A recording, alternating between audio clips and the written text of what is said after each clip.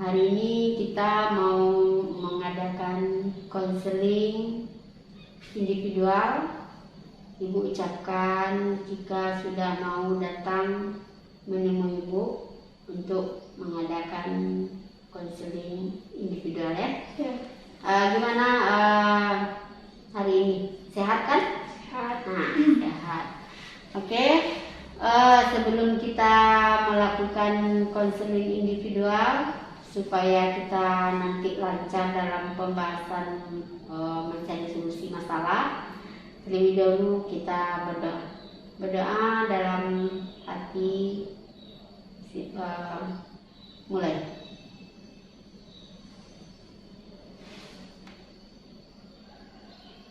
Berdoa selesai ya.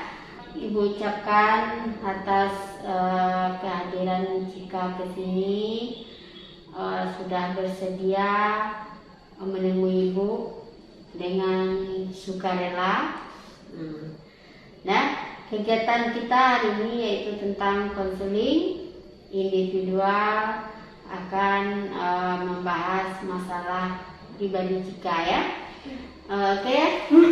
Di dalam konseling ini ada beberapa azas yang kita pakai, yaitu asas kerahasiaan. Nah, nanti jika dalam mengemukakan masalahnya atau mencurahkan pendapatnya, itu jangan sungkan atau rasa takut ya nak, karena Ibu akan merahasiakan apa-apa yang kita bicarakan hari ini.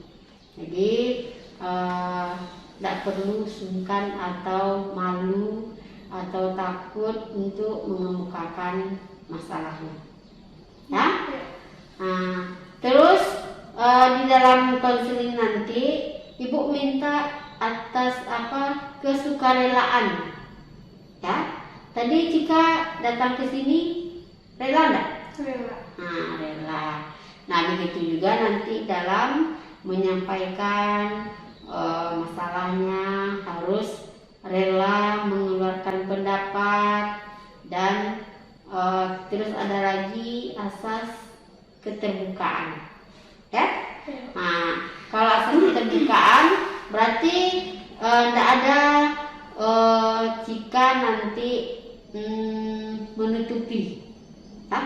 Ibu terbuka menerima jika datang ke sini, terus jika terbuka di dalam mengemukakan pendapatnya. Nah, kita mengadakan konseling individual yang seperti ini.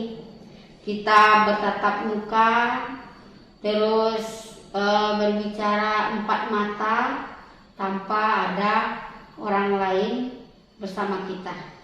Nah, berarti istilahnya face to face. Nah, kita mengadakan, nanti yang kita bahas dalam konseling itu adalah masalah pribadi jika. Nah, paham ya jika ya? Nah, terus kita usahakan nanti jika ada belajar hari ini. Ada.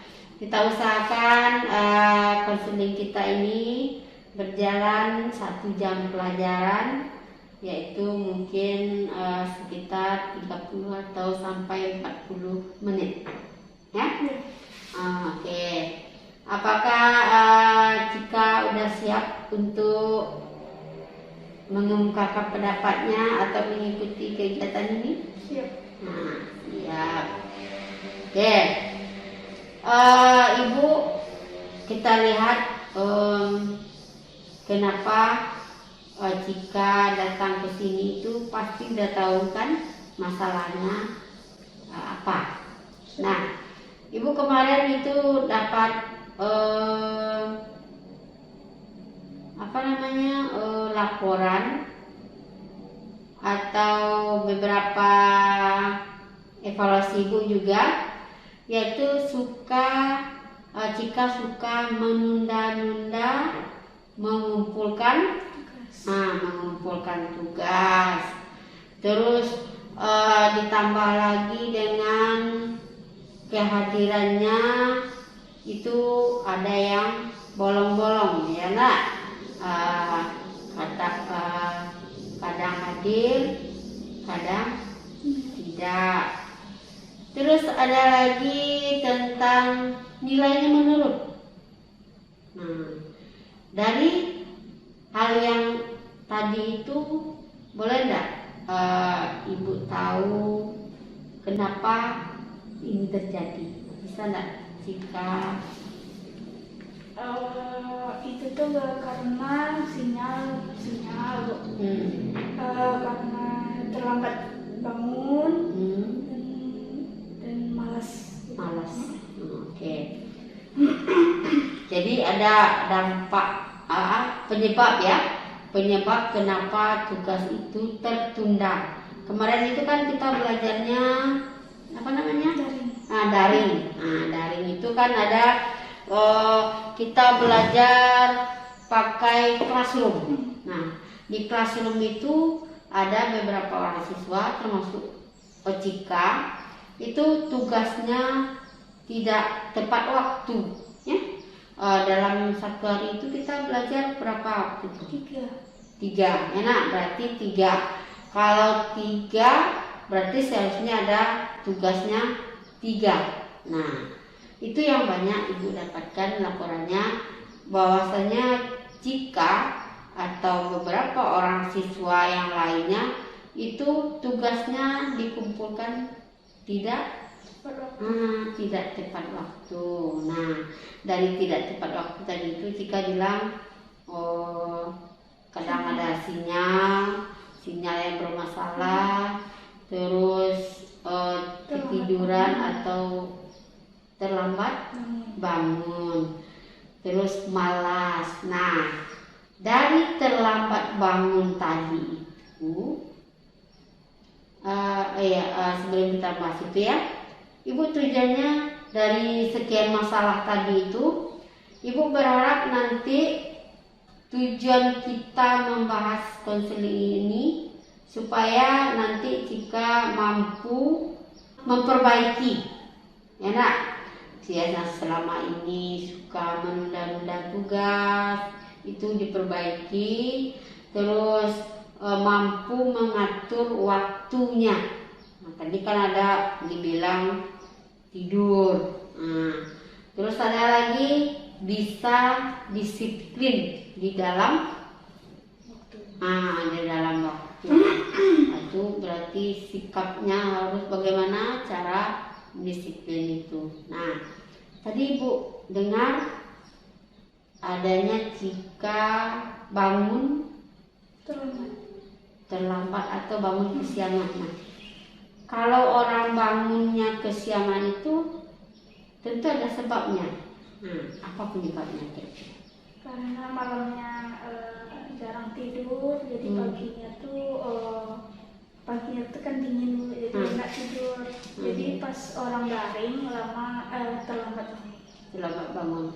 Nah, malamnya apa tadi? Terlambat tidur. Malas tidur. Nah, itu penyebabnya apa? Malas saja gitu Bu, enggak enak tidur kalau malam tuh sering main HP. Main HP, oke.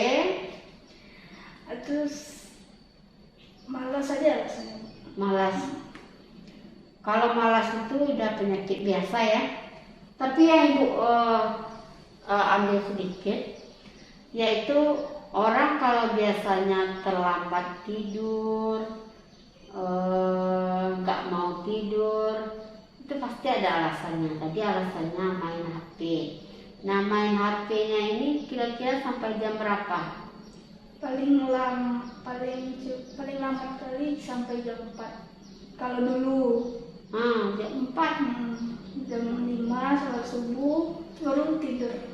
Aduh, ini yang jadi pertanyaan sama Ibu. Seorang pelajar tidur sampai jam 4 Biasanya kalau seorang pelajar itu tidurnya jam berapa? Jam 10. Jam 10 itu udah paling lambat ya. Sekarang jam 4. Kira-kira dari jam 10 ke jam 4 itu Cika ngapain? Main HP. Main HP. Bentuknya apa? Game? Chatting? Atau apa? Game, WhatsApp, YouTube, Instagram, TikTok. Pokok aplikasi. Pokoknya aplikasi. Berarti sudah sangat terpengaruh dengan HP. Nah, jadi akhirnya imbasnya banyak. Ya enggak? Jadi kita kan tidurnya begadangnya sampai jam 4. Bangun nanti jam 9. Kan udah terlambat tuh darinya, Bu. Iya. Jam 9 sampai jam 12 adalah ngerjain tugas daring. Jam 1 sampai jam 5 tidur. Jam 5 tidur. Jadi salat subuhnya? Enggak, siangnya, Bu. Siang. Jam 1 siang. Jam 1 siang. Sampai jam 5. Dari jam 6 sampai jam 4. Aduh. Ini berarti mengatur waktu ya. Jika kurang pandai mengatur waktu di dalam kesehariannya. Nah, yang Ibu katakan, yang Ibu garis bawahi tadi itu tidurnya lewat dari jam 10 sampai jam 4 gara-gara main HP. Nah, HP yang Cika mainkan ini itu diketahui oleh orang tua atau gimana? Diketahui sih, Bu, tapi orang tua kan sudah lenyap tertidur. Jadi jadi kurang perhatian gitu. Jadi kurang perhatian. Tapi kurang perhatiannya bukan berarti dibiarkan ya. Nah, kalau kurang perhatian kan berarti jika ini dilepas pakai HP sendiri istilahnya, mau pakai jam berapa, tidak ada batas di rumah itu, tidak ada pakai jam berapa sampai jam berapa HP-nya diambil sama orang tua, ada nggak? Kalau dulu nggak ada, Bu. Dulu kan mama kan kerja, jadi kan pulang kerja lelah. Iya. Jadi terus tertidur, jadi jarang terkontrol waktunya, Bu. Begitupun dengan nenek kan. Jadi kalau kita udah lewat dari jam 12 itu udah aman lah rasanya gitu. Kalau masih jam 9, jam 10 masih ada aktivitas, jadi agak kurang main HP-nya. Kurang main HP-nya. Jadi yang full main HP itu dari jam 12 sampai jam 4. Itu Full, nggak tanpa gangguan sedikit pun. Itu siang kan? Malam. Jadi kan kalau jam 12 tuh orang udah lenyap tertidur. Berarti main sendiri. Nggak ada yang ganggu, nggak ada yang manggil. Nah, ini tadi kalau malam otomatis ini yang dilakukan game, chatting, YouTube atau mana yang banyak nih? Rata-rata sih, Bu. Rata-rata. Nah, soalnya kalau chatting berarti kan kita ada chatting dengan teman lain. Misalnya gini, chatting satu orang itu off dari WA, kita ganti ke aplikasi lain. Pas orang tuh chatting lagi, kembali lagi ke WA. Nggak selalu misalnya game, bosan main game kan, ganti ke YouTube, bosan main YouTube ganti ke TikTok gitu. Pokoknya aplikasi. Jadi memang terpengaruh ya, akhirnya tugas dari sekolah tidak dikerjakan. Maka timbul penundaan tugas. Nah, jadinya ke waktu lagi. Nah, di sini Bu lihat jika kurang pandai memanage waktu. Itu dulu. Itu dulu. Sekarang sudah mulai beransur-ansur ya, tapi masih ada sekali-sekali masih terbawa arus. Ya enggak? Kembali ke masalahnya. Nah, dari jika main HP terus nilainya turun karena tugas tidak dikumpulkan tepat waktu itu Jika merasa dirugikan atau ada untungnya? Merasa dirugikan. Masa dirugikan Karena efek sampingnya kena marah dengan dimarahin orang tua, dilarang, dibagi waktunya untuk bermain HP, terus dikontrol waktu bermain di luar. Oh, dikontrol waktu bermain di luar. Kalau dikontrol kan berarti ada perhatikan orang tuanya kan? Semenjak siap dari itu, pas ngambil rapor tuh kan, nah, baru disusun rencana. Nah, sekarang ibu tanya, itu kan waktu kita daring dulu ya, penundaan tugasnya banyak, nilainya di bawah KKM, malahan kehadirannya dulu pun ibu pantau atau ibu observasi itu boleh dibilang banyak yang kosong. Ya, itu mungkin penyebabnya malas, terus tidur larut malam. Nah, tadi kan imbasnya dapat karena nilainya kurang bagus, dapat teguran dari orang tua. Nah, dari hal itu ada nggak rencananya ke depan itu apa? Ada, sekarang lebih memanage waktu, lebih sekarang ada membuat agenda harian. Nah, kan kita di sini kan mau merubah bagaimana jika bisa mengatur waktu itu dengan bagus. Ini istilahnya pergi ke perilaku jika di dalam menunda-nunda tugas. Nah, ini di dalam konseling ini kita menggunakan yang namanya pendekatan dengan behavior dengan teknik kontrak perilaku. Nah, kontrak perilaku itu nanti terjadinya perubahan, tapi perubahan itu jika sendiri yang melakukannya. Dari tadi yang banyak kita bahas tadi, jika kan bilang bahwasanya tidur larut malam, main HP, terus akhirnya tugasnya menumpuk atau akhirnya ditunda-tunda walaupun ada dikumpulkan tetapi tidak tepat waktu. Nah, di sini kita akan menggunakan kertas kontrak perilaku. Nah, kontrak perilaku itu Cika tahu nggak apa bentuknya kontrak perilaku? Belum tahu. Kalau dengan guru lain bisa jadi itu namanya surat perjanjian ya.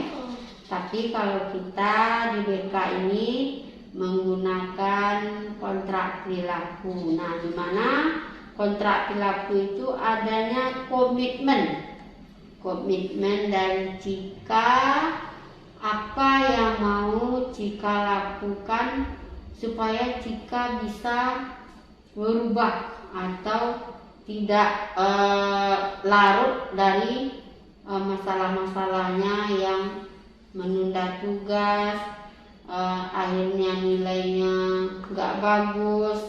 Nah, itu kan ada komitmen Cika itu maunya apa supaya ini tidak terjadi.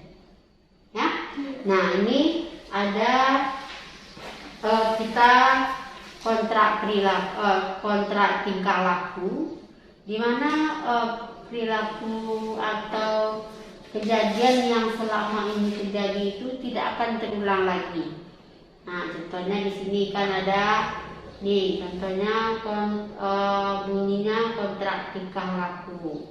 Di sini ada saya. Saya mungkin nanti ini isinya namanya ya Cika. Terus pada tanggal sekarang. Nah, kita kan konseling sekarang. Jadi isinya nanti saya Cika pada tanggal 6 Desember 2021 menyatakan bahwa saya setuju melakukan hal-hal di bawah ini. Nah, seperti yang Cika bilang tadi. Apa? Yang pertama bikin apa dulu tadi? Agenda supaya kita itu tahu jam segini kita ngapain. Terus kita buatkan nanti. Terus apa lagi? Apa? Tadi yang pertama membuat agenda atau jadwal harian. Apa lagi? Itu di dalam itu lengkap semua. Lengkap dalam semua ya.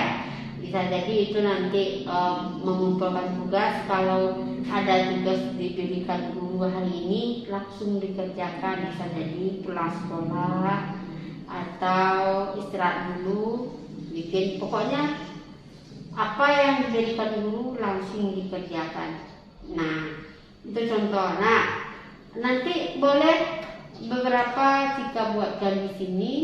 Ini betul-betul datangnya dari Cika, ya, bukan paksaan dari ibu dan bukan paksaan dari orang lain.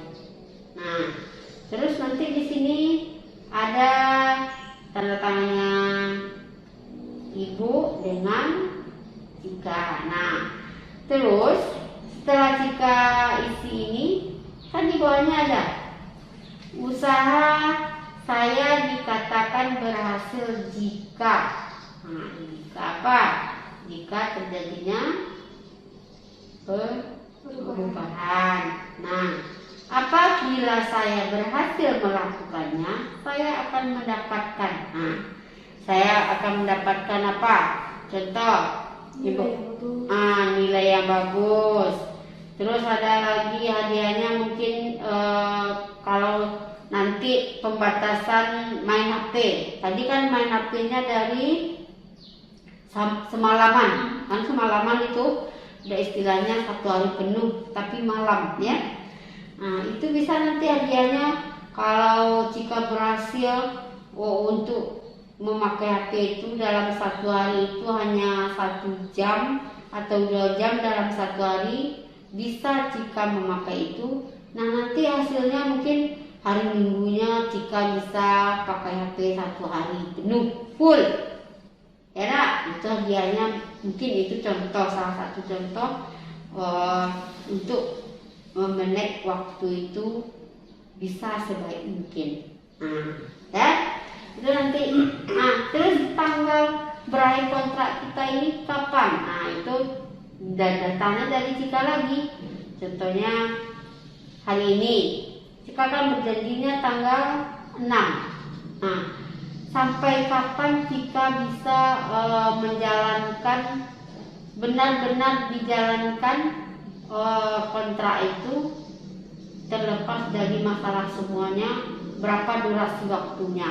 Bisa jadi ini rentang waktunya 1 minggu, 1 bulan, atau beberapa bulan. Nah, Cika buatkan di sini kalau saya bisa merubah sikap saya dalam beberapa bulan. Ya, berarti tidak ada lagi masalah-masalah seperti ini. Tugas dikumpulkan tepat waktu, terus tidak ada libur lagi, terus nilainya jadi bagus kembali. Nah, itu sudah bisa Cika dapatkan kembali seperti waktu sebelumnya. Dulu kan sebelum kita belajar pakai HP ini, Cika kan udah aktif. Gara-gara pakai HP, nah Cika kan jadi terpengaruh dengan HP. Nah, kan ada di sini nanti. Nah, setelah Cika isi ini, Cika kembalikan sama ibu nanti. Ya, itu kesepakatannya. Nah,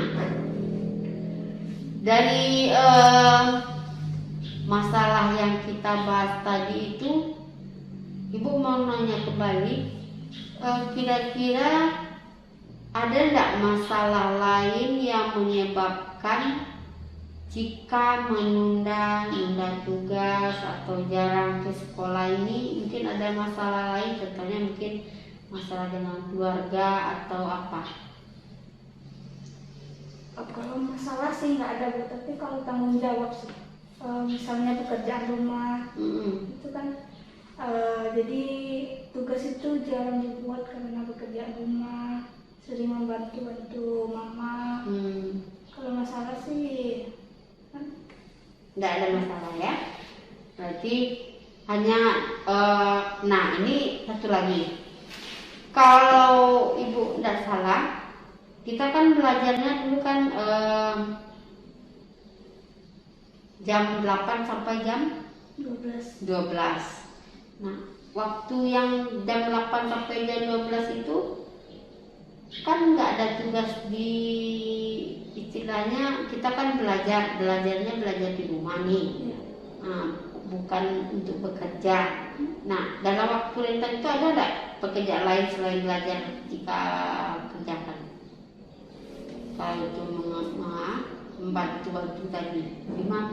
Membantu di saat waktu itu enggak? Ada sih Bu, misalnya dipanggil oma nyuruh apa gitu.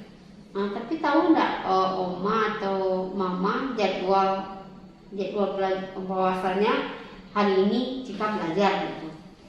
Tahu sih Bu, tapi kan dari cara jika belajar itu kayak main-main, jadi dia nggak serius. Jadi daripada main-main, lebih baik menolong. Karena dia nggak belajar, menolong, akhirnya nggak ikut belajar, ketinggalan ya. Mudah-mudahan berarti memang masalahnya membantu orang tua, tapi tidak ada masalah yang lain ya. Enggak. Oke. Kalau sekarang kan kita udah kembali ke sekolah, itu kan masalah menunda tugas itu sekarang masih ada enggak itu terjadi, menunda membuat tugas? Kan kita udah luring ini, udah belajar kembali tapi masih pakai shift. Nah, ada enggak? Ada sih, tapi nggak berapa, palingan catatannya cuma 1 bab gitu. Nggak semua mata pelajaran. Nggak semua mata pelajaran, tapi masih ada ya. Nah, itu yang tadi yang aku katakan tadi. Semoga dari ke luring ini itu betul-betul ada perubahan yang ibu inginkan ya. Nah, tapi itu kembali ke cikanya. Apalagi jika sekarang kan sudah kelas 9. Nah, kelas 9 itu berarti jika nggak ada lagi istilahnya untuk main-main. Karena sekarang kan jika tahu kita nggak ada pakai ujian UN kayak yang dulu. Nah, nilai untuk kelulusan itu diambilkan dari Tugas. Nah, tugas, ulangan, kehadiran. Nah, itu yang nanti yang akan dirata-ratakan sama guru mata pelajaran. Nah, kalau jika tidak membuat satu tugas, berarti kan nilainya jadi turun.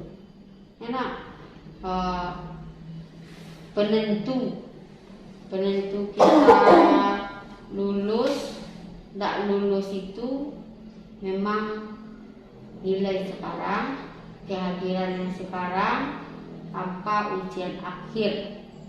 Nah, ibu minta sama Cika itu memang jika kejar kembali tugas-tugas yang belum terkumpul, nilai-nilainya yang di bawah KKM diperbaiki,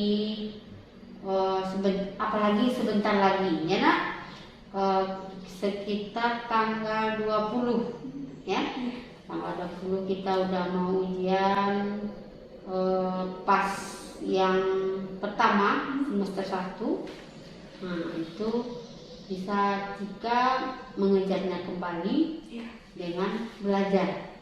Nah, kurangi pakai HP. Nah, dan juga doa jangan lupa. Jika ada sholat kan? Sholat itu kita bisa memohon, minta pertolongan supaya dilancarkan dalam mengerjakan tugas. Tugas yang biasa Cika buat itu biasanya dikerjakan sendiri atau berkelompok dengan teman? Sendiri. Belajar di sekolah ini tidak ada kesepakatan dengan teman-teman untuk belajar kelompok. Kalau menurut Cika belajar kelompok itu percuma. Karena banyak mainnya daripada banyak belajarnya. Banyak mainnya daripada belajarnya, berarti lebih baik belajar sendiri. Lebih baik belajar sendiri ya, kita fokus sendiri tanpa gangguan dari orang lain. Oke, itu menurut Ibu bagus. Terus ini kan ada nggak lagi masalah kita yang kita rasakan lagi?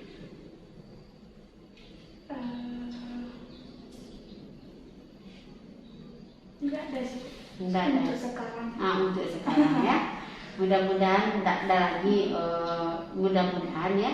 Karena nggak mungkin lah kita tidak ada masalah ya. Mudah-mudahan ini yang untuk perluan dulu, yaitu masalah penunda-nundaan tugas, kehadiran ya. Kehadirannya kalau bisa tidak ada lagi apa kecuali sakit atau keperluan yang lain. Nilainya diraih sebaik mungkin, lepas dari KKM.